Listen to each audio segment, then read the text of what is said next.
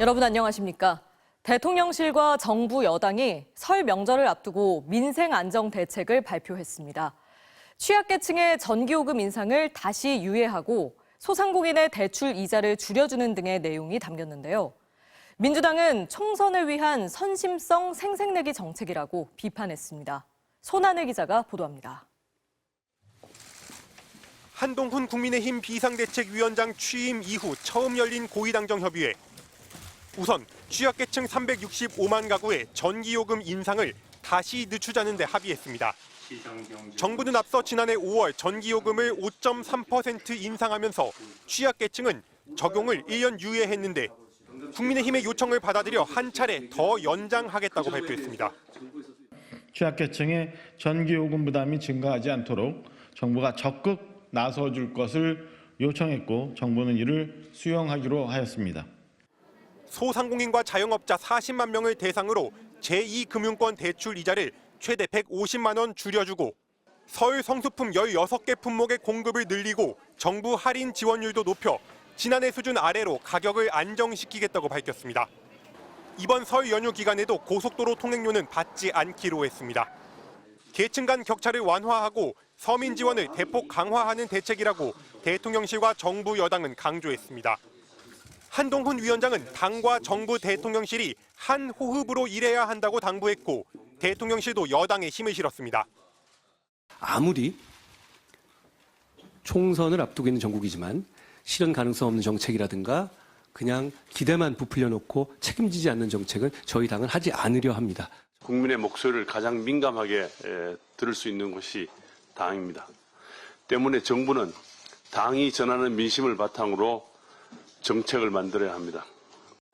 한 위원장은 대학생 학비 부담 경감에 이어 충남 지역을 찾아서는 노인정 난방비 여유분의 운영비 전환도 정부에 잇따라 건의했습니다.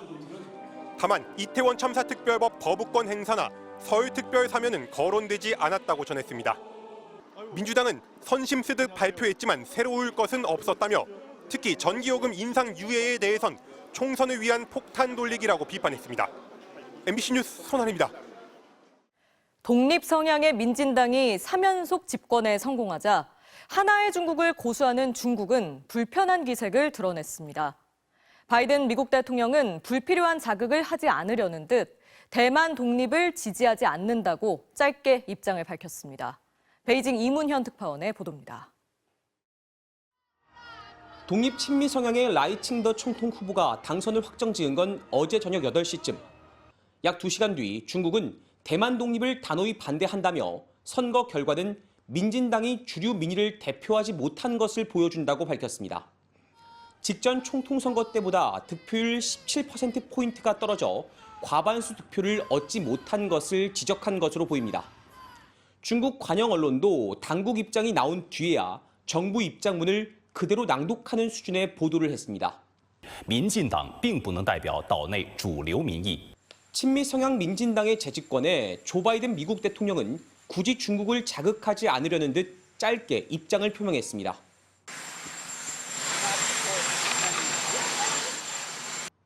그리고 토니 블링컨 국무장관 성명을 통해 당선인의 승리를 축하한다며 양안 관계의 평화와 안정 유지를 약속한다고 전했습니다. 일본도 대만에 당선 축하 메시지를 보내는데 주일 중국 대사관은 공개적 축하 표명이 중국 내정을 간섭하는 것이라고 외교적 항의를 제기했습니다. 민진당 출신 총통 집권 8년은 시진핑 주석 집권 기간과 겹칩니다. 이 자체가 정치적으로 큰 부담이 됐을 수도 있습니다. 시진핑 중국 국가주석은 올해 신년사에서 대만 통일은 역사적 필연이라고 했습니다. 대만은 한 가족이라고 했던 지난해보다 강한 어조인데 독립 성향 민진당의 집권이 4년 연장되면서 중국의 대만 압박이 더 거세질 것이란 전망이 나오고 있습니다. 베이징에서 MBC 뉴스 이문현입니다. 새해 들어 서해 서북도서 일대에 사흘 연속 포사격을 가했던 북한이 오늘은 중거리급으로 추정되는 탄도미사일을 발사했습니다. 사정거리가 긴 고체 연료를 사용한 것으로 보이는데 태평양의 미군 기지를 겨냥한 것이라는 분석이 나오고 있습니다. 윤성철 기자입니다. 오늘 오후 2시 55분쯤 북한이 평양 일대에서 동해상으로 탄도미사일 한 발을 발사했습니다. 북한이 발사한 미사일은 약 1000km를 비행한 뒤 일본의 배타적 경제수역 바깥에 떨어졌습니다. 우리 합동참모본부는 이 미사일이 중거리급 탄도미사일 IRBM으로 추정된다며 세부 재원을 분석 중이라고 밝혔습니다. 북한의 탄도미사일 도발은 올해 들어 처음이며 지난달 18일 대륙간 탄도미사일 ICBM 발사 이후 27일 만입니다. 우리 군 당국은 북한이 신형 고체 연료를 사용해 IRBM의 시험 발사에 나섰을 가능성에 주목하고 있습니다.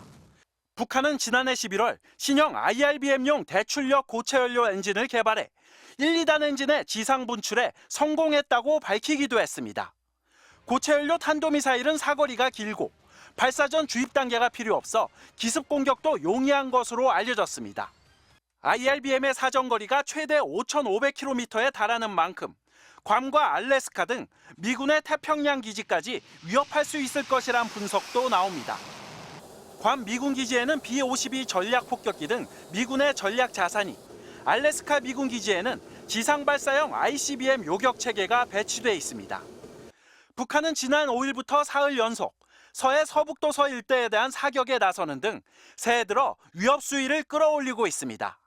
연초에 그 서해에서의 무력 시위는 대남용이고 이번 중거리 탄도미사일은 일평양에 있는 미군 기지에 대한 대미용인 측면을 봤을 때 대남 대미 대적 투쟁이 빈말이 아님을 과시하는 그런 의도가. 우리 군 당국은 이번 발사체의 고도와 거리가 요격이 어려운 극초음속 미사일 특성도 띠고 있는 만큼 이에 대한 가능성도 열어두고 있습니다. MBC 뉴스 윤성철입니다. 민주당을 탈당한 현역 의원 3명의 미래대연합이 본격적인 창당 절차에 들어갔습니다. 창당 준비위 출범식에서 이른바 제3지대 인물들이 한자리에 모였는데요. 이낙연 전 민주당 대표는 텐트를 크게 쳐달라고 말한 반면 이준석 전 국민의힘 대표는 떴다방 같은 이미지로 비춰선 안 된다고 강조했습니다. 김정우 기자입니다. 공교롭게도 푸른 계열의 넥타이를 메고 마주한 세 사람. 민주당을 나온 현역 의원 3명이 꾸린 미래대연합 출범을 앞두고 제3지대의 필요성에 공감했다고 했습니다. 민심의 요구를 어떻게 우리가 받들 것이냐. 어떤 경우에든지 이 민심을 우리가 반드시 보답을 해야 되고 응답을 해야 된다. 이 점에 대해서 함께 공감을 하셨고요. 창당준비위원회 출범식을 연 미래대연합은 모든 개혁 세력과 미래 세력이 힘을 합친 연대 연합 정치를 내세웠습니다. 새로운 미래의 이낙연 전 민주당 대표와 개혁신당의 이준석 전 국민의힘 대표는 물론 한국의 희망 양양자 의원과 새로운 선택 금태섭 전 의원 등 이른바 제3지대가 한자리에 모였습니다. 이낙연 전 대표는 총선 연대 방침을 재확인했습니다. 빅텐트 말씀하셨는데 텐트 크게 쳐주십시오. 좀 추우면 어떻습니까? 이준석 전 대표도 비빔밥을 예로 들어 빅텐트보다 큰 집을 짓자고 화답했습니다.